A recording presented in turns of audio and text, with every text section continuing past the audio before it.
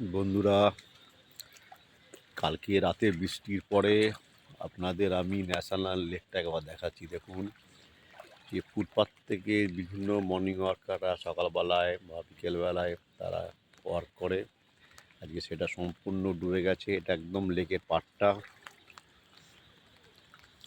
জলে জলাকার, চারিদিকে জল থই থই থই পড়ছে।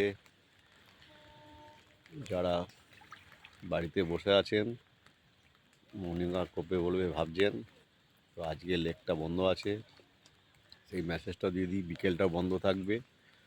তো যারা আমার চ্যানেলটা দেখবেন সবাইকে শেয়ার করবে, যেন তারাও জানতে পারে, তারা যেন এসে না ফিরে যায়।